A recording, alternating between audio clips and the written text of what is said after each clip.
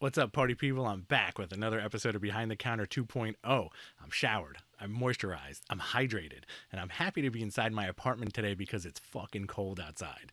I gotta say thank you to everybody who reached out during the return of the show last week. I got a lot of love online, and thank you for all the beautiful sentiments. That really means a lot to me. It keeps me motivated. It makes me want to go beyond the initial 100 interviews that I wanted to do with this show. I want to keep it going. I want to hit 1,000 subscribers. I want to hit 100,000 subscribers on the YouTube channel. Our guest today is Chris Condon. Chris was actually my first ever guest on Behind the Counter 2.0.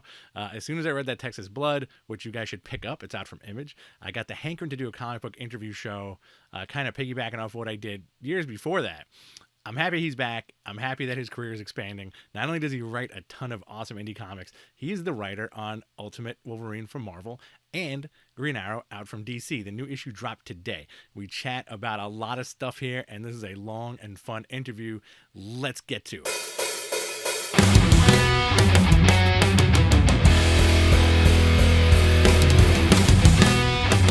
Hey guys, welcome back to the show. Chris Condon. Chris was our first guest when I started this podcast, maybe 4-ish years ago. I think 2020, Yeah. 2021. Awesome guy. Glad to have you back. And listen, man, you've been busy. Yeah. It's been a Mhm. busy year and a half, pretty much. Yeah. Yeah, man. I think the first time we chatted, we've done this a couple of times. The first time we chatted, it was right. It was right when that Texas Blood was at maybe issue number 3 or 4, something like that, Yeah. So right? that was a while ago. That was it would have been 2020, sometime in Yeah, 2020. it was sometime in 2020, and then I think the second time we chatted, it was around the time the Enfield Gang Massacre was about to come out. Probably. So still in the realm of indie comics, right? Yeah. 2025, man, listen, like it's as a fan, and like, and listen, you're a buddy as a fan, and that being said, seeing you go from still doing the indie stuff, but listen, Green Arrow, Ultimate Wolverine, talk to me. Yeah, I mean it's pretty I mean the stuff that I care most about obviously is going to be my indie stuff, right? I mean Yeah.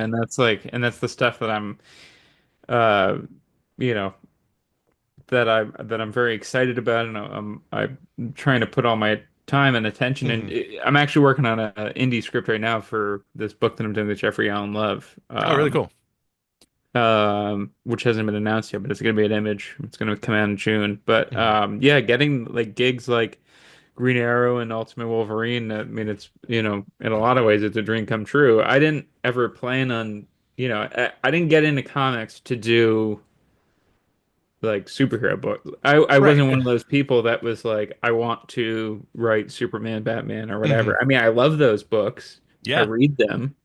I have a pile of comics right next to me that Yeah. that I have yet to read, but they've been sitting there for probably a few weeks now. Hmm. But I never really planned on it, and then it just sort of happened. It was just, I think just getting into comics in general, people read your stuff that are editors or sometimes even publishers, and they want to work with you, and I've been really fortunate that people at DC and Marvel have found my stuff and have enjoyed it and thought maybe you want to bring something here. Hmm.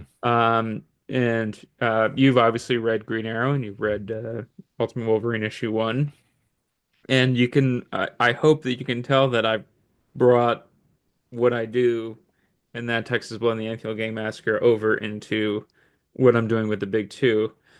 Um, because in my mind, it was like I could just sit there and try to figure out what a Marvel book is or what a Hmm. DC book is, but at the end of the day, I know what those books are, and that's not why I was hired. Why I was hired is because I do a certain thing a certain way, and so I'm going to do it there. So that really was Hmm. the thing. I actually was talking to Alex Paxton about this, just about how my approach to this has been, let me think of what the writer of that Texas Blood, divorce myself from the fact that I am that writer, Hmm. and think like, what would that writer do with Wolverine, and what would that writer do with Green Arrow, And, I'm also a person that has a deep love of the history of these characters. And Hmm. so I know some people, though, because, I'm online. I see things people post about this stuff. And some people Yeah. are like, oh, there's like certain things that are, that that people have seen before with Wolverine or with Hmm. Green Arrow or whatever. But I like that. That's like something that I wouldn't. Also, I think that certain people expect something of an Ultimate book that like in my mind, I'm like, this has to be the ultimate Wolverine book, right? Right. Right. So I'm like thinking about what came before and what can we do that's still new and interesting, but also feels a part of that history. And so Yeah. that's what I, tried to bring to Ultimate Wolverine and tried to bring to Green Arrow as well. So I'm in conversation with that history, but trying to do something new, Hmm. going forward. It's interesting and fascinating and enlightening that you mention all that because I think you maintain your voice as a creator with those books in the big two, you know? And I feel like more often than not, that doesn't happen when like an indie guy gets picked up by the big two. It sometimes becomes very pat, you know? Mhm. But you maintain your voice, I think, definitely with those two books. And listen, I agree with you 100%. I also try not to listen to online chatter either, but I I love try not to listen to it, but you see it, yeah, you see it. It's unfortunate because listen, like doing this show, I've made a lot of friends in the industry, and it honestly tears me up when I see people just like poo-pooing on stuff, you know? Yeah. And it sucks. But, that being said, people digress and you move forward. I love the fact that the Green Arrow book is pretty much a murder mystery. Yeah. It's fantastic. And I love the fact that, like spoilers, guys. I love that you made Ultimate Wolverine the Winter Soldier, in that Ultimate Mhm. universe. And I do think like it's a testament to comics and testament to fandom where, like you said, an editor is reading your indie stuff and Yeah. saying like, "Ooh, you know what? I still love comics. Let me put this guy on a book right now." Did they pitch you Did they pitch you Wolverine, or were you like, hey, like I got something, or? No, I didn't. That's what I mean by like this stuff kind of just happened to me, and like, I love these characters. I Mhm. want to get that out there. Yeah, Like when I got the email to do Green Arrow, first of all, I thought I was getting offered like maybe a short or like a one shot or something yeah, like that, maybe a mini series, something like that. But then they offered me taking over the title from Williamson, which I was like, whoa, this is crazy. yeah, Like I called my best friend since preschool, and we used to draw a comic together. I was like, "This is insane! yeah. Like, what does this mean?" I have to think about this. Um, and I had a the I had an issue of Green Arrow right next to me. It was one of the Denny O'Neil, Neil Adams issues. Very cool. And so it was like, and just had it out to read. Like it wasn't even because I was emailing this editor about Hmm. doing Green Arrow. So it was just like it's like really cool as a fan to be offered that stuff. But with Ultimate Hmm. Wolverine, I got an email from Will Moss and he asked if I could hop on the phone. It didn't really tell me anything about what he wanted to talk Hmm. about. He didn't say it was Ultimates. He didn't say anything. Um, and I knew his work, so I was like, well, I know that he's doing Thor and he's doing Hulk and he's Hmm. doing Avengers and the Ultimate line. I'm like, what is he gonna offer me? And Yeah. I know that like there's like again like I see the online chatter, so I know like people are sort of like they stand me doing Daredevil, Yeah. right? So I'm Yeah. like maybe like Ultimate Daredevil, I don't know, like Uh-huh. something like a smaller book, whatever. And then I get on the phone with him and he's like, what about Wolverine? And I'm like, whoa, I mean Yeah. I'm a huge Wolverine fan. I mean I like we used to dress up like Wolverine when I was a Hmm. kid. And I mean, it's one of the titles that I pick up still, and I have like a massive collection of I have the Volume One, the Frank Miller Claremont series, Yeah. but then I also have like a massive amount of the Volume Two series. Hmm. And like big collector, love the character.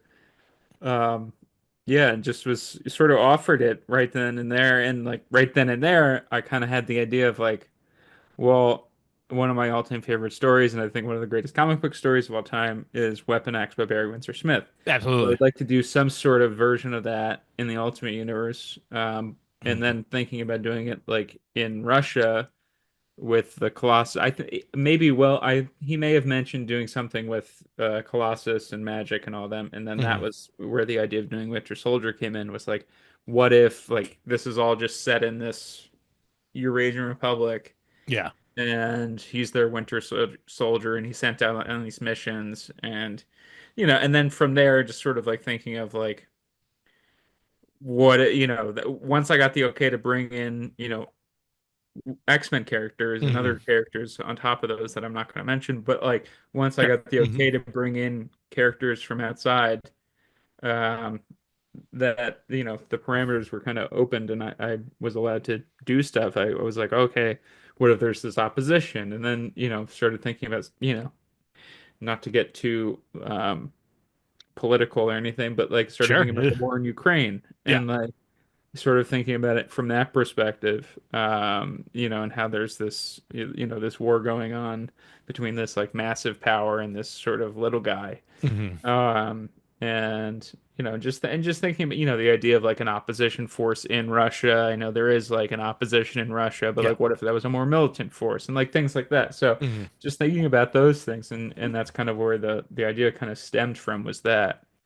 Um, and yeah, I'm really stoked that the book is out there and that people liked it, because like there was always Mhm. that risk that it was going to Oh come out yeah. and people would be like, no. Yeah, yeah, yeah. I mean, as a creator, yeah, you always have that fear, that little tug that's like, uh-oh, you know. Yeah, exactly. Yeah. Um, So I mean, it's cool that it's connecting with people. it's it's really cool, and also like I think it's got to be like I said, I'm happy for you. It's got to be really cool to be kind of almost on the, I guess, still on the ground floor of the burgeoning the new Ultimate Universe.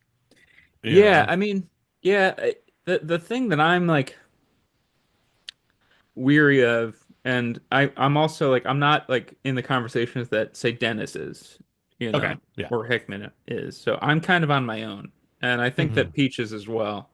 I've never talked to her, so I don't really know what she's doing, or Okay. the Black Panther team as well. So I'm not really sure what they're doing, but the way that I'm approaching my book is that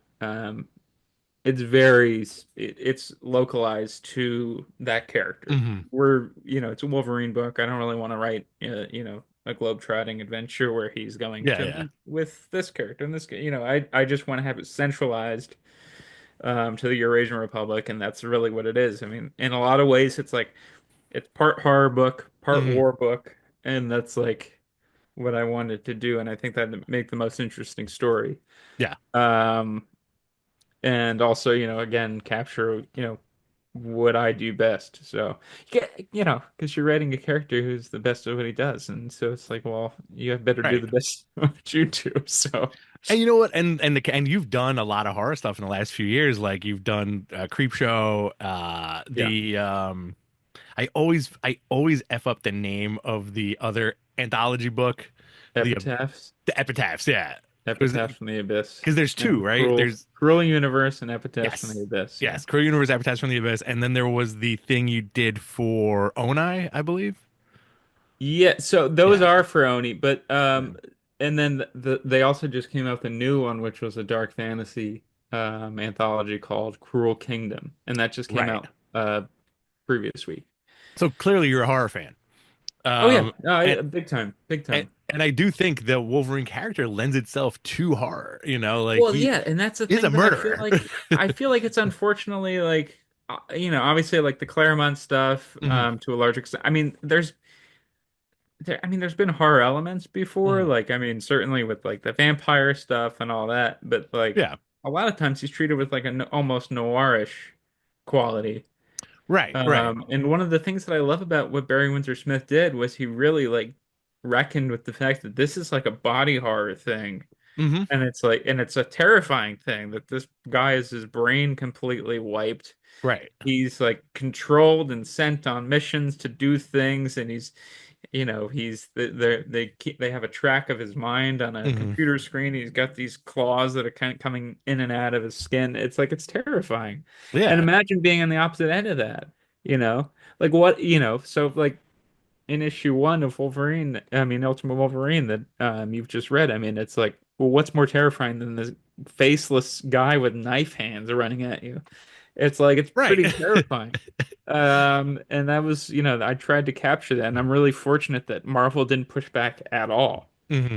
I was like concerned that like maybe they'd put like the red band thing on it and all that. They didn't. Like they really just Yeah. let us do whatever we wanted. I sometimes I put like a caveat on like a description and be like, Hmm. if this is too much, maybe we could do this. But they just let us do whatever, you know? Yeah.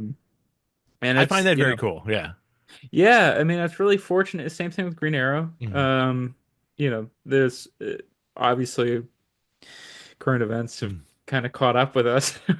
Yeah. Yeah. Yeah. But there's really been no oversight, or Hmm. not oversight exactly, but no demands that you need to curtail this or do Hmm. that or anything like that. So they're really letting me do what I want, and they're happy with the book. They're I think that it's cool that we have our finger on the pulse of what's happening now, and I think that that's Hmm. that's something that I'm, not doing intentionally. It just sort of happened, but Yeah. just thinking about where the world is and how people are and like what this character is and just like try to embrace that and like you end Hmm. up finding things that are universal and Yeah. will seem relevant.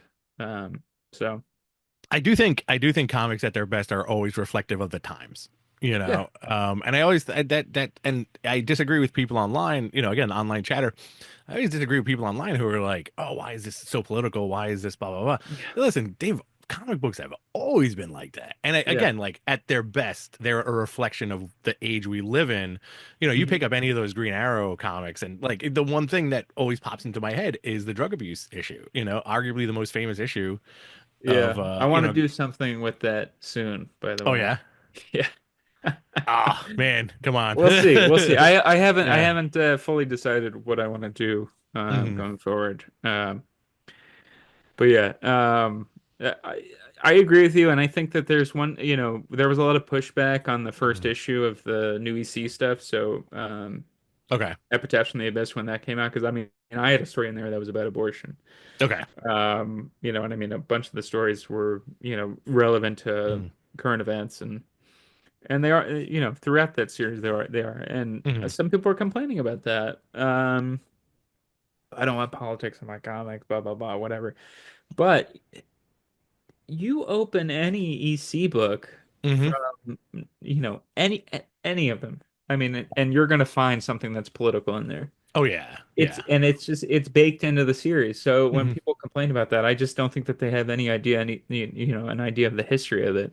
I mean, whether the stories live up to those previous stories that are just Hmm. amazing. I mean, that's sure. I mean, we could talk about that, but like to say that Right. politics don't belong in an EC book, I think is ridiculous. Yeah, I'll agree with you. Especially again, like I said before, comics are a reflection of the times. Horror, also a huge reflection Absolutely. of times we live in. Uh, Absolutely. arguably, like, listen, I love the John Carpenter movie They Live. I think that Hmm. holds up phenomenally as a film, as a performance, and also as a political commentary. And it's a horror flick. And I think like because horror is so far out of the realm of what people consume for the most part, that it's interesting that people don't get it. Same thing with sci-fi, but like, it's Yeah. I mean, you could make an argument for the mm, thing being political. oh It's about yeah. people being absorbed and Hmm. people, not being who you think they are. And like things like, so it's, you can go into things like Invasion of the Body Yeah. Snatchers and, it's all in a way political, and it's about our society and what it's like Hmm. to be a part of that society. And how, in a lot of ways, it's weird to be in a society, especially with people that you don't agree Right. with. Hmm. Um, Especially if you're a person that is very self-aware, like yeah. then you find like that, just the thought of being in a community is insane, like a large community. I think you and I are a little bit biased because we're East Coasters, so it's like there's people everywhere. Yeah. Yeah. I mean, and Mhm. there's obviously there's going to be people of, different that have different thoughts than us, Mhm. and if they're in a rural area. For example, my father grew up in Iowa and he didn't see he never met a black person until he was in his 20s. Yeah, yeah, yeah. And so that's just like that's a real thing that's out It there. happens. I'm It's not it's saying it's insane. Yeah. cool. I don't, I don't like it, but like Hmm. this is the way that we live, is that, you and I, we live in, I think you're in New York, right? Yeah, yeah. I'm in Yeah. Queens, New York, Okay. So born and yeah, so I raised. mean, Yeah. we live in like this incredibly diverse Hmm. culture. And frankly, I think that that's what makes us, we see the world a little differently. We see the Oh world yeah. with a multicultural lens. Um, so I think, and so we approach things that way. Um, but yeah, it's a weird thing to be in a society Hmm. where, for example, somebody gets elected that Right. completely is antithetical to your thought process, and it's like, Right. why did people choose this thing? And whether I mean, I try to understand it. It's hard to understand, but it's like Hmm. at a certain point, it's like, people just think different, and I don't know. It's a hard thing to reckon with, but it's like, it's just ultimately it's going to be the truth, and I think it's going to be the truth, forever, because especially in this country, we're such a Hmm. large country, such a diverse country, and Hmm. rural, metropolitan, what have you. Yeah, I think So I listen, I agree with you. I think also like that whole thing just blew my mind too. But it's also like coming face to face with that kind of decision, especially in a country that you live in a country that you love, is mind-boggling. I think that self-awareness comes into it, and like, but again, it's, we live in such an age where it's like, I'm going to try to tie it to comic books, but like we live in such an age where there's everything is so layered. Nothing is black and white. It seems like you look at stuff from 100 years ago and it's so cut and dry, and you're kind of like, great, bad guys, good guys, awesome. yeah, Now everything is so layered where it's kind of like it's a little hard to wrap your head around sometimes, but at the same time, it's your job, like a storyteller or somebody who is a reader of a story, to kind of like figure out the rules and figure out what's going to go on and figure out what's going to happen in the future and how it relates to you. right. And I think that, in both comics and in real life and Yeah. in society, I think that what I do is that I write fairly complex stories, Hmm. not just in terms of like plot, Yeah, because I think my plots are fairly simple, but I think that I write complex characters and for complex sure. situations for those characters to Hmm. be in. And I think that that's indicative of the world that I live in and the world that Hmm. I see. And, I think that, we were talking about, the recent election. I think that one of those things that is so enticing about that character, um, the heel Right, that he right. is Yeah, that yeah. he simplifies things. Hmm. It's not a complex issue, it's a simple Hmm. issue, and blah blah blah, so, and I think that that's, in some of the ways that like these people, that we were just talking about, that read a book, like one of the EC books, and say like, I don't Hmm. want politics in my thing. They want a simple story, Right. and they don't want complexity and nuance or subtlety. Hmm. What they want is, Superman punching a robot, you know, that has no Yeah. affiliation to any, ideology, nothing, Right, right. which is like, Yeah. I understand that from a certain perspective, but I Hmm. also don't think I think that that would feel hollow, Right. and it wouldn't last, I Right, mean, right. I do think that there's something to be said of stories that are, simple and don't really, deal with it. I mean, I love the Hmm. Bob Haney, Brave and the Bold stories from the 60s. Oh yeah, yeah. Yeah, I love them. They're weird, they're, Hmm. odd, and they don't tend to delve into politics. They're like one and done, like simple, stupid, Hmm. fun stuff. Yeah. And it's like it's fun to read, but I also think that there's, that's more of a niche book than like, there's a reason that people read Alan Moore and, Right. find him to be so, prophetic and, Hmm. um malleable. I think that there's something to that, and I think that it speaks to both our society and the media that we take in. Hmm.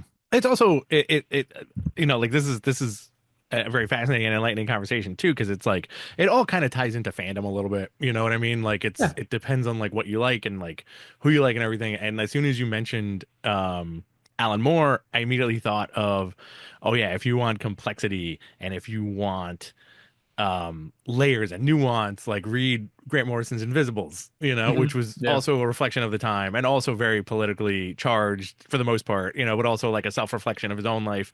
It's very fascinating stuff, and like also, listen, you're in the business, you don't know what people are gonna like. Yeah. You really don't. And I mean, I've been fortunate that my stuff has connects with people Yeah. of all stripes. And that was one of the things that I was like most impressed with at my first New York Comic Con that I Hmm. tabled at was the people that came up to my table. Well, you came up to my table. Yeah. Um, I had a backpack but full of beers. I was trying to get with you a drunk. bag full of beers.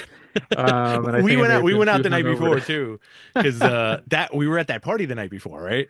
Yes. And I feel like everybody stayed out. From what I heard, everybody stayed out a little too late that night. I think that's exactly what happened. But yeah, like, the thing that I was most impressed by and surprised by was how diverse my readership was. Hmm. Because I don't know who's reading my book, you Right. know. I've just been, I've sort of just my Hmm. book came out in 2020. So we were all locked into our homes, and like I'd see things on social media, and oftentimes Yeah. people don't have their face on their profile picture, Oh so I yeah. don't Yeah. see Yeah. what they look like. And just to see, everybody from every walk of life, men, women, um, every race. It was just like, whoa, this is, I connected with people, and that was really kind of an eye-opening experience. And that's kind of gone over into this stuff, and Mhm. it's funny because we were, what we're talking about in terms of Mhm. like politics and all that. I mean, obviously, like we're skewing a little bit to the left here, Yeah. I Yeah. For think. sure. Yeah, I definitely am on the left end of the spectrum. And obviously Ollie is on the left end of the spectrum. Yeah. But in that Texas Blood, I don't tend to write it with a leftist point of view. I mean, in Right. some ways, yes, but I also do deal with the fact that this is about Texas and these are Texans, and they're Yeah. probably not going to be the most, leftist individuals. Hmm. Um, and in fact, that was the thing when I left Twitter. I got in some fights with some people that were mad that I was just like all the other liberals out there, blah blah blah blah blah. And Yeah. like, and that just goes to show that like the comic connected with more than just, you know, liberal America Yeah. and East or West or wherever. It was connecting with everybody. And and I wasn't writing with perspective. I mean, Hmm. I would say arc two of that Texas Blood was a little bit liberal. I mean, I was dealing with some stuff from, 2020 in Yeah. terms of Yeah. Black Yeah. Lives Matter movement and things like that, just in terms of my own, soul searching. Um, but yeah, I wasn't like beating people over the head with it. It was in there if you wanted to see it. Right. Yeah. It Um, was subtle. Again, a reflection of the times. but it goes to show that like you can connect with everybody, and I think Hmm. that that's something that, especially being online.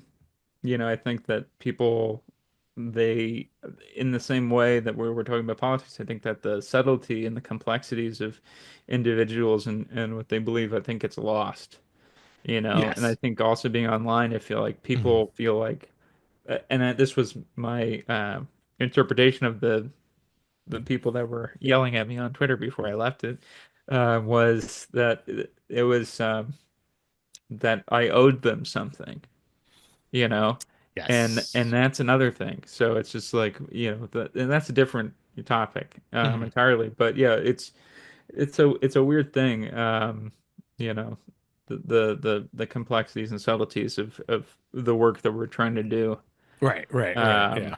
you know so There is the element of quote unquote dance monkey dance when it comes to creators and yeah. individuals, or what have you. Anybody who's kind of in the public spotlight will have that to deal with, and it's unfortunate. And I think also, like, a little side note, I think post pandemic, I think people are fucking nuts, dude.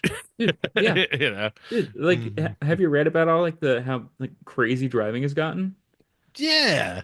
Because nobody was on the roads for a Hmm. minute, so everybody just lost their minds. Like Yeah. they could do Nobody everything. cares. And I don't think, I'm not the most, Hmm. safe driver. I mean, Hmm. I drive at high speeds when I need to. Yeah, yeah, Um, yeah, yeah. No, listen, I'm in the same boat as but you. But, I Yeah. think that there is, the people that are, darting in and out of cars and things like Hmm. that. I mean, it's like the most selfish thing in the world. I agree. And I Yeah. think that I worry that that's what the pandemic kind of did to people is it just made, selfishness rise to the surface Yes. because everybody was thinking about themselves. And I mean, that Mhm. was just the truth. So, I I think don't know. thinking It's about weird. themselves on both ends of the spectrum, thinking about Yeah. themselves in the respect of like, I need to protect myself, I need to do whatever I can, and then on the other side, get saying, I don't care what anybody tells me, I'm going to do what I'm going to do because nobody can tell me what to do, So it's kind of like Yeah. that weird, like, Well, but you're you're, also seeing that in Mhm. terms of like how people are reacting to like national or natural disasters now. Yeah. It Oh was my it was God, never dude. like it was never like a politicized thing, and now it's a Yeah. politicized thing. And it's like why? Why is this a Hmm. politicized issue? I was just talking to a friend who was promoted. He had some friends in the Palisades that Yeah. lost their houses. Uh, yeah. Um, and obviously it's more of a affluent community, but still, Hmm. people lose their houses, they lose their possessions, they lose Yeah. everything they have. It doesn't matter how much they have in the bank. Hmm. That's, it sucks. And no matter how much you have in the bank, I mean, a lot of their money, their assets were probably tied into their properties. Right. So he posted some GoFundMe stuff about his friends, like please, like help, support Hmm. them. And he was getting attacked for both ends of the spectrum Yeah. for on the left because these people have they're affluent. What do they need our help for? And then on the right because it's some conspiracy about so essentially just let California Hmm. burn. And it's like do you know anything about California? Because California is like there is so much conservatism. Oh yeah. Reagan is from California. Yeah. Yeah. Arnold Schwarzenegger was a Republican and he ran Hmm. California. It's not as liberal as everybody makes it out to be. Yeah. So it's we're living in weird times and just it's For sure. working on stuff in the big two, Hmm. you're trying to hit obviously to bring it back to comics, it's like I'm trying to like hit all these Hmm. points where I'm like I really I need this to be an action book. I need this to be a book that feels like a big two book, but I also really need it to feel like me. And to have Right. it feel like me, I'm like, trying to get as much of what I'm feeling and to have, like the Nightcrawler thing, which, if anybody hasn't read Oh it, like I yeah. don't really want to Fantastic. spoil it, but it's like, I did want to mention that too because that's a very you thing to do. yeah, well, I mean, I'm Yeah. doing back matter and all of it. Yeah. People will call it data pages. I'm putting everything in the back of the book, so it's Hmm. back. And it's all the same kind of stuff that I would do in that Texas Blood. Yeah. In issue two, I have some stuff that's, it's designed to be like a report, now this, so it's like stuff that, dives deeper into the story into the Yeah. world and sort of like, expands things for you a little bit. And it's exactly what I'm doing that Texas Hmm. Blood or the Anfield Gang Massacre I'm doing here. And unfortunately, obviously, I don't get to do back matter in Green Arrow. Yeah.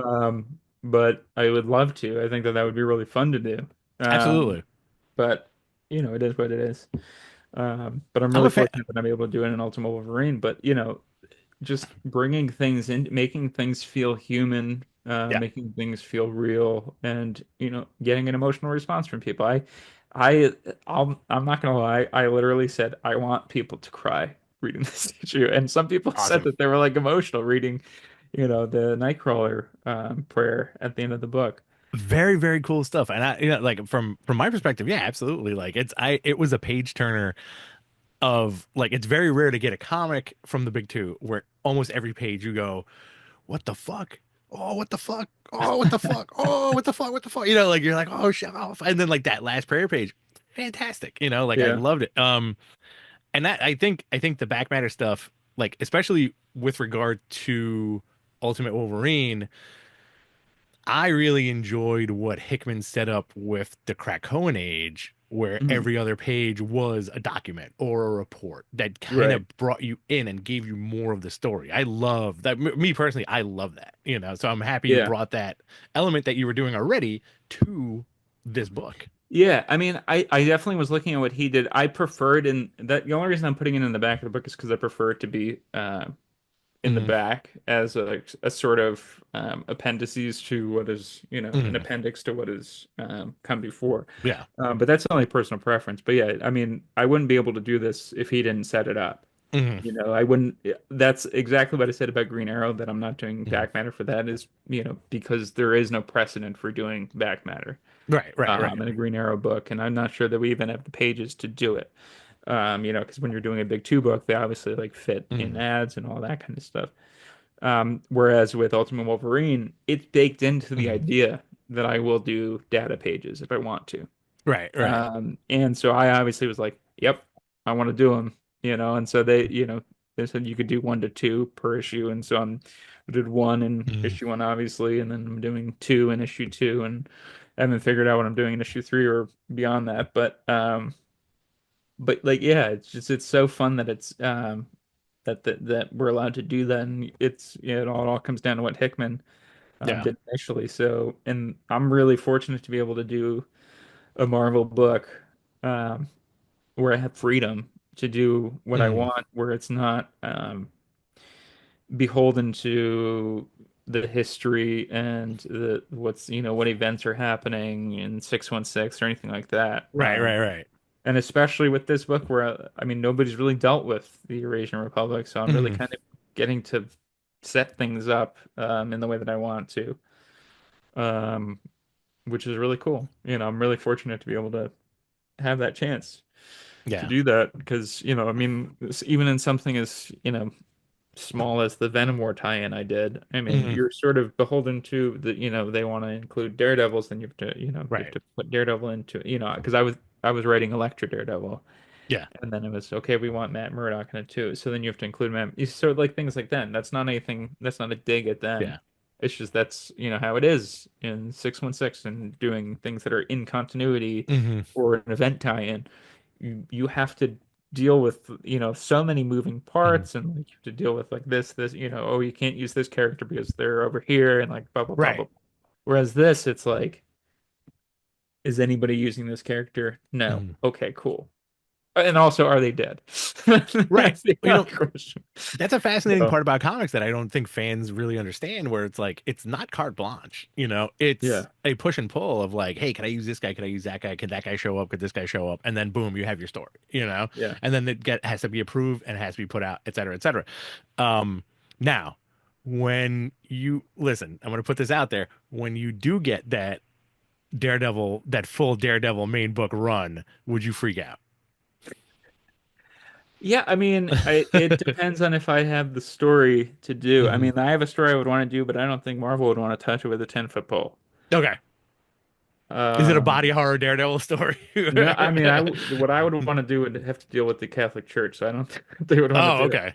Listen, we haven't really seen much of it. Like it's a lot of guilt, but Yeah, you I know. think that it would have to be, if I was going to do that, it would probably Mhm. have to be something like Marvel Knights or something like that, which I don't know Okay. if they have the bandwidth to do that at the Yeah. moment. Um, but yeah, what I would want to do would be dark and probably more like what I'm doing with Green Arrow right now. Um, Fantastic, man. so, but yeah, if I ever got that, I think I would be over the moon. I Hmm. love Daredevil. It was a joy to write what I did write. Hmm. Even though it was an event tie-in, I, you know, poured all my Frank Miller love into it. Very cool. Yeah. And it was great. I mean, I really was, I'm very proud of that Hmm. issue. Um, I wish that I, obviously had a little bit more to play with than just a one shot, but Yeah. I'm happy with it. I really loved getting to write Elektra and Hmm. Matt Murdock, and it was fun. It was fun to do. But yeah, to get to do a whole thing, it'd be awesome. I don't know what I do. I don't know what I do. I mean, you Hmm. kind of have to sit down and what I do is I'll just like read a bunch of comics and just like absorb as much as I can and be like, oh, that's what I want to do. With Green Arrow, I was kind of fortunate because I was already thinking about doing Hmm. a nonfiction uh, graphic novel about Love Canal, and then when I got offered Green Arrow, I was like, well, Green Arrow is left a superhero, and Right. it fits to do it with that story with him in a way. Hmm. So that was kind of how I approached it, was what if we did that story but set, in and around like this suburb of, Hmm. Star City and all that. So, and again, very fortunate to be able to play with things in that way. And where Josh Williamson left things with Green Arrow was cool that, he had kind of betrayed everybody. So Hmm. I was able to separate him off and not have to deal with, a bunch of angry people like, where'd the family go? And it's like, no, it makes Right. sense because he's got to deal with himself. Back to basics. Yeah. Yeah. So you go back to basics and you get to investigate, what he's dealing with and, delve into his past a little bit and his mistakes. And, you have a Green Arrow book in your hands. And to get to do that with Daredevil would be Hmm. amazing. But Yeah. we'll see. I think also like you're gonna get that Daredevil gig. I think also that the funny thing about Daredevil in the last God knows since the Bendis run, even I'll go with Kevin Smith too because it was Kevin Smith, Bendis, Brubaker, um, and Mark Wade. I feel like I'm skipping somebody. There was a Charles Soule. Charles Soule. He did the like a very heavy on the ninja stuff, right? Yeah. And then the Saladin Ahmed stuff now, right? Yeah. Listen, Daredevil has been absolutely banging for 25 years, and I feel Yeah. like most fans don't get that. Like when you're consuming a book, you're like, listen, you could say Spidey's your more curated guy or so and so's your curated character. It's Daredevil. Like Daredevil is the most curated like creative team in Marvel, I think, like for a very Mhm. long time. Yeah. I Mhm. mean, I that Brubaker run was formative for me. I mean, that Oh was when I was yeah. really like, because I mean, buying comics and not having family member or anybody who bought comics, I didn't really know how to Mhm. buy comics. I didn't know like, let me buy at issue one of this thing Mhm. so I can read the full arc. I would just buy like an issue because I liked the cover and then would find Yeah. out that it was like part five of a thing. And I'm like, huh. Right. Yeah. And then like it just like slowly like put together like, oh, I need to like start buying these like at just like Mhm. to at like part one and like start paying attention to like Yeah. creators and things like that. So that was that was one of the ones that I was following like very Mhm. early on was his Daredevil, his Captain America. I mean those were like when I was in high school. It was like Mhm. actually had money to go buy comics and Yeah. those were the ones that I was buying. Was that Hellboy, BPRD, um, you know, uh, so yeah, it'd be amazing to get to do that, but no, there's no plans. Nobody's t asking me to Mhm. do it, and I think the Saladin Ahmed stuff is selling, so I don't think that I'm going to be Mhm. in the running anytime soon.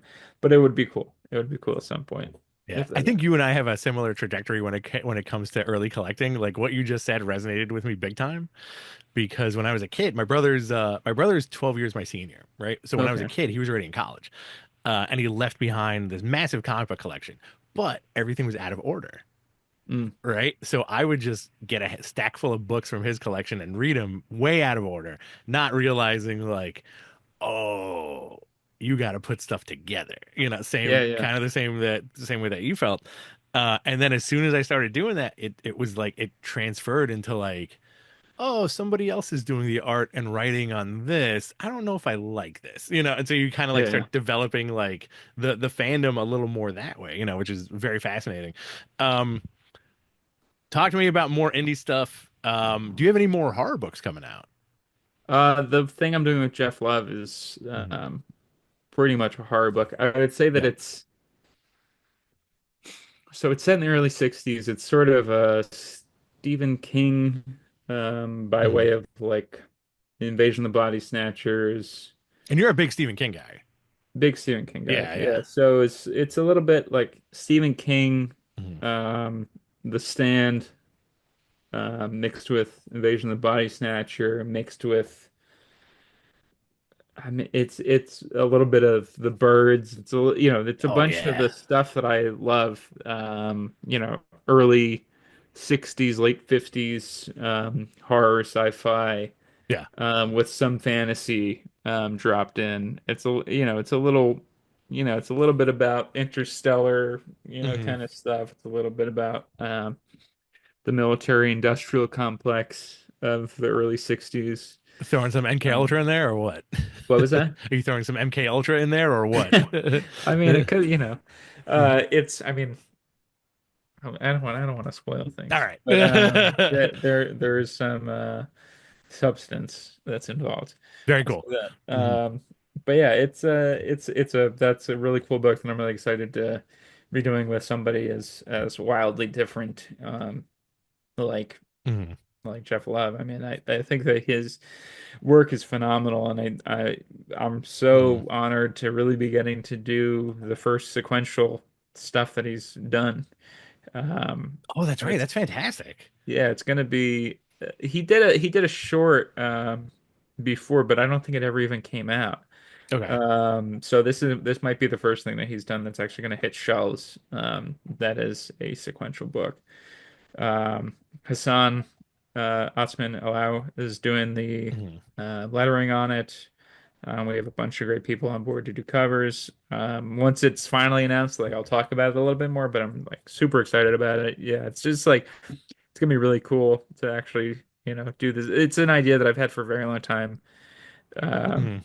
Unfortunately, I might have to change the title, Okay. just because of rights stuff. We don't want to run into any rights issues, and there's just like one word that is just, causing a Really? little bit of a hiccup. So we'll see. I haven't decided if I actually want to fight for it, Mhm. but yeah, hopefully we're talking about doing more that Texas Blood. We were hoping to do more for June, but that's not going to be possible with Mhm. Jake's current schedule. So we're going to be pushing it back a little bit more.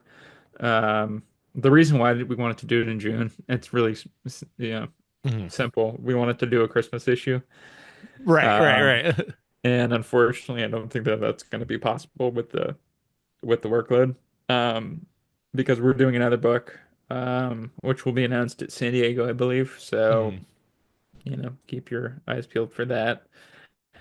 And then I'm doing a book with Oni, one shot that's leading into a mini series Mhm. that I'm not writing. I'm just writing the first issue. I'm co-writing the first issue, kind of how I did Night People. Okay. Um, so doing that. Um, and then just more EC stuff. I'm writing like a ton of stuff right Yeah, now. you're a busy A little dude. You're overwhelming. But you just you're like you just have to lock in and just do it. But yeah, I'm really excited to be doing the indie stuff, especially, Mhm. and anything with Jake is, always exciting. He's the best. Um, I want to ask you about that. So, I believe last year was the first time you guys met in person, or was it 2 years no, it ago? was we met in 2021. Okay. But he was in New York last year, uh, Okay. for Comic-Con, which was the first time that he was in New York. Oh, wow. Okay. Um, Yeah. or I think maybe he came out earlier that year, and that was the first time. But anyway, yeah, he had never been to New York before, so that was kind of fun. And then he did do New York Comic Con Mhm. last year. But yeah, I mean, we met for the first time in 2021, I Mhm. want to say, because so we had worked together since like 2017, pretty much. Right. Right. And then June 2020, that Texas Blood comes out. Mhm. And then I think it was October 2021, I went to the lakes. Mhm. There's a comic festival in the Lakes District it's called LICAF, the Lakes International Comics Art Fest. Okay. And Jake got me invited to that. So it was all expenses paid, flight Very and all nice. that. The only problem was there was a pandemic. So it was a little scary Mhm. being out, in a different country, which I'd never left the US before, actually. Right. It Right. was my first international Yeah. trip. Not even Canada, you know. This was like big step. So you were Uh, excited slash terrified yeah. because of the times. Yeah. But it was great, it was like we met Mhm. each other and it was just like we just like clicked. It was like, oh yeah, no, we know each other. There was like no Yeah. awkwardness, no like weirdness. It was just like, That's awesome. yeah, it was amazing. And yeah, he's one of my great friends. I'd I we talk almost daily. We keep each other posted on like our different Mhm. projects we're doing, and I try to bring him on stuff, and he'll like if he hears of something, he'll try to bring me on something, and so just that kind of stuff. But yeah, no, he's amazing. That's fun, man. That's it's always nice to have a collaborator, especially somebody that like is overseas. Number one, number two, you never know who's behind that keyboard. Yeah. When you meet them, like I've met a lot of people who I talk to online, and I'm like, oh yeah, no, well, let's keep this online. Let's keep this on Well, the computer. Alessandro too is, I mean, he's been Mhm. fantastic. I got to meet him at New York Comic Con as well. Alessandro Yeah. Capuccio. He's an absolute sweetheart. Mhm. And yeah, I think we had just done the short at that point. Okay. Or maybe he had read Mhm. the script for issue one or something. I don't remember if he had even drawn it. Um, but we just he connected with the way that I write. I obviously love the Mhm. way that he draws. Yeah. Um, and he's just a sweetheart, and I'm really fortunate that the people I can keep collaborating with are great. I mean, Montos is also Mhm. fantastic. I love working with Montos. That and everybody has a different sort of style and a different sort of Yeah. technique and like how you work with them, and which is always fun to figure out. So like Montos and I kind of Mhm. we had like we had the conceptual stage. We were figuring out like what things were going to look like. We were redesigning the Green Arrow suit and figuring out what the killer was going to look like. Yeah.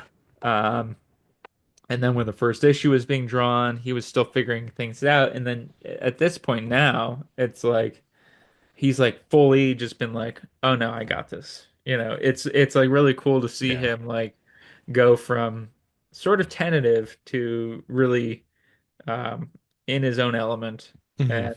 and feeling really uh, that he's got it under control. I think that his work in the first issue was great, but it's just Yeah. like gotten better and better and better and better. And at this point now, Mhm. and the stuff that he's doing for this current issue is just like amazing. And I'm really happy to be on this book with him. Mhm. Really fortunate. As a fan, I'm excited to see that. Now, is there anyone? Let's wrap it up after this question. I know Sure, you're sure. very busy. We've been at this for almost an hour. You're always super easy to talk to. Um, is there any artist that you are kind of like, fuck, man, I need to work with this guy It's funny. I don't really think that or way. girl? Yeah. Um, I would really love to work with Allison Sampson, and I'd really like to work with Danny Earls. Okay.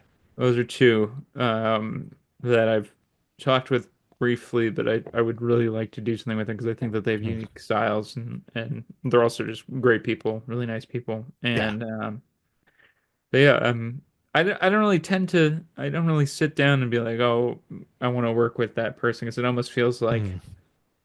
you're like a hunter, it's almost Okay. like predatory when you're like, oh, I want to get this person on my list. And I'm like, I don't really think that. Interesting. Okay. I sort of think like for like Jeff Love for this book that Mm. I'm doing.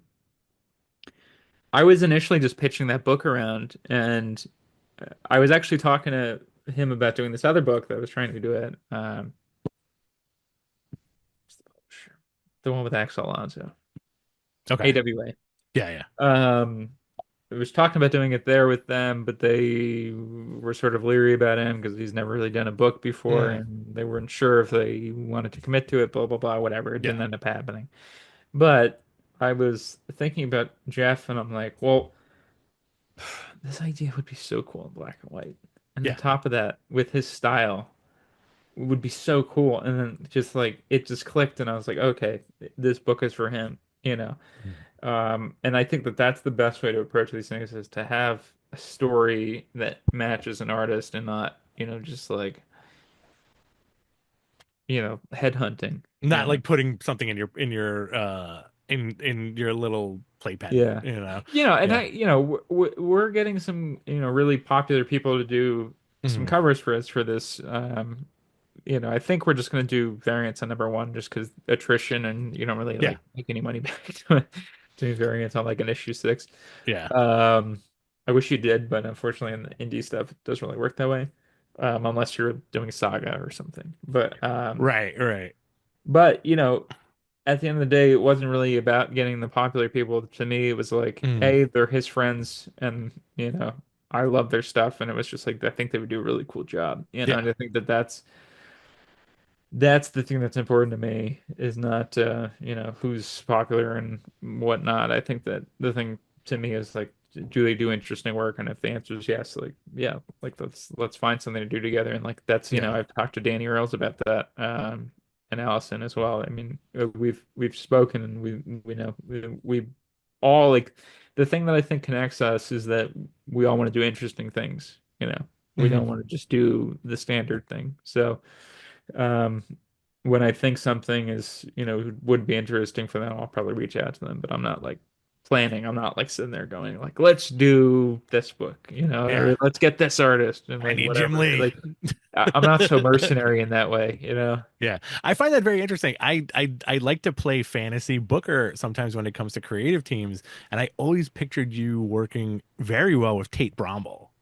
Oh, we actually want to write a book together. Yeah. There you go. I don't know what we'll do, Yeah. but we want to work together. I'm doing a book with Julio Anta as well. Oh, cool. We're working on that, which Hmm. was an idea that I had that I was like, damn, I don't have an ending. And the idea Hmm. that it's just been sitting there for years and years and years. And then it was like, well, I think Hmm. Julio might have a good handle on this. And so I asked him if he wanted to collaborate. And he said, yeah. And at this point, we've come up with such a cool idea. And it's so Yeah. far from what my initial idea was, but it's so cool. And so, yeah, I mean, I'd love to do Mhm. something with Tate, but Tate's busy, Tate's Yeah, busy, man. I'm busy. So, That's a good thing though. Everybody's busy. All like I feel like yeah. a lot of good folks out there are very busy right now, and it's like I, as a fan, I couldn't be happier, and as a friend to a Well, lot of you folks, couldn't be happier.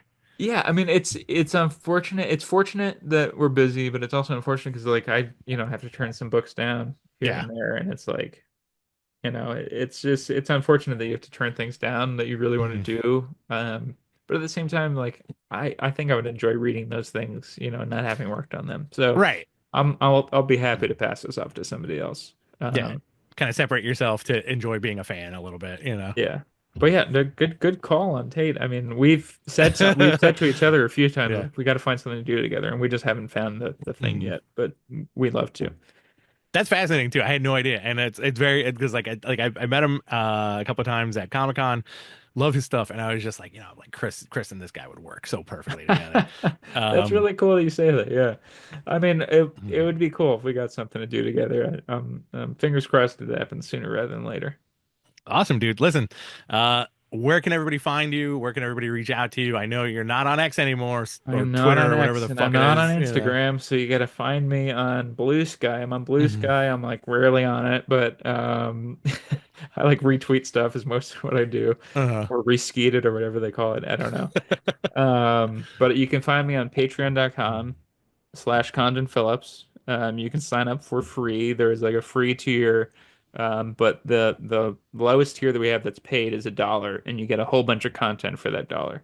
So I'd Mhm. recommend that, and people message us and all that, and we respond to all of it. So if you want to be in contact with us and follow our exclusive stuff, I'd recommend people sign up for that, even if it's just for $1. And obviously, like if things get tough, like you know drop down to the free level or Mhm. just cancel it altogether. It doesn't matter, but that's probably the best way to find us and talk to us.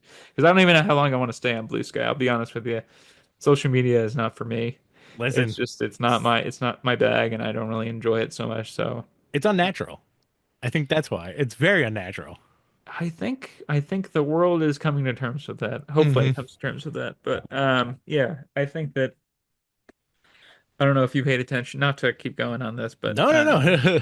there was uh there was a term that Joe Biden used for all of his mistakes. He Mhm. used a very good term yesterday in his farewell address, um, which was the tech industrial complex, Oh, yeah. which is I think quite accurate. Is that in our in this new century, the Hmm. great thing is not the military industrial complex, but the tech industrial complex, and I think that that's something that we'll have to reckon with, which we We're haven't. definitely. Obviously there's like talk of banning TikTok, but the TikTok, Mhm. CEO or founder or whatever is going to like the Trump inauguration. So it's like, Hmm. what's going to happen? I don't know. We'll see. We'll see what happens. But yeah, I agree with you. Yeah. We're not supposed to be combated with, constant updates and things. It's a little bit much. It's our world is what Alex DeLarge is. Hmm. That's a torture for him in that film, but for Right. us, that's daily Right. life. So Yeah. that's what we're dealing with. No, it's wild, man. Like again, like not to keep you for a little bit, but like I've always have thoughts on this stuff, and it's very much like the double-edged sword is not a thing that our generation is gonna have to deal with. Even though like I think I may be almost 10 years older than you. I'm 43. I'm Um, 34, yeah. yeah, so like it's not for us to deal with. It's for like my nephew to deal with who's 9 years old right now. Like Yeah. it's gonna be for them because that's the big detriment with all this stuff. Yeah. Um, and also like listen, it's great to be in touch with the rest of the world and see what the rest of the world is, but I do think that 24-hour social media cycle is ungodly. And I'll say Yeah. like not just unnatural, but like ungodly, and it's nuts, especially for like for sensitive people too, especially, or Mhm. people who are prone to believe anything that they see, or people who are just like, for lack of a better word, simpletons. I think it infects those minds and they go out and infect other people with nonsense. Yeah. Exactly. It's just it's for, it's for certain people it's like it's their one news source and that's a problem. Hmm. In order to, you have to be worldly, you have to know what's going on, you have to read Right. multiple sources. When you read one thing and you think that's pretty crazy, maybe you should look it up and see Right. if it's true. Hmm. Google it, do some research. If you're only hearing about it on this one source, maybe question that source until you Hmm. have further evidence, further Yeah. information. And I think that that's a thing that a lot of people don't do. So yeah, but this was excellent talking with you. This was fun, man. Let's end it on a fucking high note, man. How much do you love comic books? This much. Yes. You can't even see it. Is It's beyond the that screen.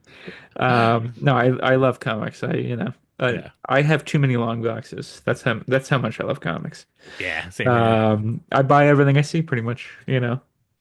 I mean, I'm so Yeah. fortunate to be in this industry and to be doing what I'm doing, and that's not lost on me. And to work with amazing artists. Hmm. I mean, I've said this a million times. There is nothing better. I said this to Jeff Loeb. I met Jeff Loeb, and I feel Hmm. like I don't want to rag on him because I love him. But he was formative for me. Yeah. Reading Hush and Daredevil Yellow and Spider-Man Blue Yeah. and Hulk Gray. Hulk Gray especially was like a big book for me. Um, I saw him at New York Comic Con. I went up to him, and at first, I kind of got the feeling like he was like, "Oh, just another fan." And then I was like, "Oh, I'm writing Green Arrow and I'm writing Ultimate Hmm. Wolverine and blah blah blah blah blah." Yeah. Yeah. And he like was like he lit up and like was like looking at me and talking with me. And the one thing that we connected with was that there's nothing better in the world. All-star writer Jeff Loeb and Hmm. newcomer Chris Condon talking, and there's nothing better in the world than getting new pages in your email, in your inbox. And I truly believe that. I mean, it's like it's one of the greatest gifts, is to, get a black and white page and I just be like, damn, I wrote this and it's real now. Hmm. And like that was that crazy. I don't mean to like keep you, but No, no, no. Yeah. seeing in Justice League Unlimited the Green Arrow suit that I was a part of creating Ah, was so good. in the Watchtower. I'm like, that's insane. And I know Yeah. that I'm writing Green Arrow. I'm not an idiot. I know that I'm writing it. But Right. it's like I'm writing my thing and just see it now being used by Mark Waid, who wrote Kingdom Come, and drawn by Right. Dan Mora. Yeah. It's insane to me that like I'm a part of this now. It's really crazy, and I hope that despite what, if anybody disagrees with me like politically or whatnot, I hope Hmm. that they enjoy my stuff and, I want to just do the best work and Hmm. that's it. So, The person is as good as the work. I think because you're a fan and you're self-aware and you get it and you're not like, listen, how many people have you met in the comic book business who are just like, yeah, I write this and that, not a big deal, who gives a shit? yeah. Whereas somebody who's like, hey, listen, like it's not lost on you, and Yeah. I've always appreciated that about you, man. Oh, well, thank you. I appreciate that. Cool, man. All right. Hopefully we can do this again in the next year or so. I want to see where you're going, bud. For sure. Let's chat soon. Awesome, man. Man, Chris is such a fantastic guy. He's so easy to talk to. Go pick up all his work. We need to support our comic book creators. We need art and artistry now more than ever. And listen, there's nothing like the feeling of walking out of a comic shop with a new single issue in your hand or a new trade paperback in your hand. It's just the most fun thing on the planet sometimes. Go support your local comic book shops too. Lots of banging books this week. DZ has been killing it, in my opinion, and I've absolutely been loving the Absolute line, absolutely. Go check out Absolute Superman, check out Absolute Batman, and check out Absolute Wonder Woman. The fourth issue, I believe, came out this week. I think it did. Some standouts this week: Justice League Unlimited 3. The League is bigger than ever, and it's just a fun book. Green Arrow 20, no spoilers. Fantastic Green Arrow story by our aforementioned guest, Chris Condon. Void Rivals, again, as a Transformers and G.I. Joe kid, this hits all the notes and the mystery deepens here. Listen, I'm never going to give spoilers for comics on this show. I'm just going to talk about how good they are. World Tree number 12, very interesting standout. Great title, very heady book. This is a Tinian written book. It's out from Image. Definitely, in my opinion, this is commentary on how the internet can radicalize people. It could radicalize anyone, but told through like a very horrific kind of like body horror lens. It's very good. Ultimate Spider-Man 13 dropped today. This book is my 2024 book of the year. I know I'm a sucker for the big two books, as people like to point out to me, but hey, listen, man, there's something magical and original about the Ultimate Spider-Man book that separates itself from the millions of other Spider-Man books because there's a million of other Spider-Men out there now. There's lightning in a bottle with this book. Just go pick it up. It's so fantastic. Next week, we're going to be back again, this time with the returning DB Andry. He's going to keep us updated on what he's doing, some new stuff that's coming out this year. And, we're going to have like a fun conversation like we did last time. Like and subscribe. The channel is BTC Rich X. You can find me on X at BTC Rich. You can find me on Blue Sky as BTC Rich as well. Like I said, I'd love to hit 1,000 subscribers. That's going to be my goal for this year. Let's see if we can do that by the summertime. I got some good stuff cooking for you. My like just went out, but that's okay. I'm going to keep going. We got some good stuff coming for you. We got t-shirts. We're going to do a Shopify. We're going to do some fun things, maybe stickers. People love stickers. And listen, if you want to see more of my embiggened head talking, then please check out Beyond the Bell every Tuesday morning at 10:30 a.m. from Fightful. And also Matt Men Podcast every 10:30 Friday a.m. Every 10:30 a.m. on Friday, I should say. On YouTube on the Matt Men Podcast. Both shows I do with my buddy Andrew Zarian. And listen, it's a lot of fun. We do lighthearted takes on wrestling and pop culture. They're kind of wrestling adjacent, and they're just kind of wacky fun. Anyway, guys, until next time, much love. Mwah, see ya. I gotta get that light fixed.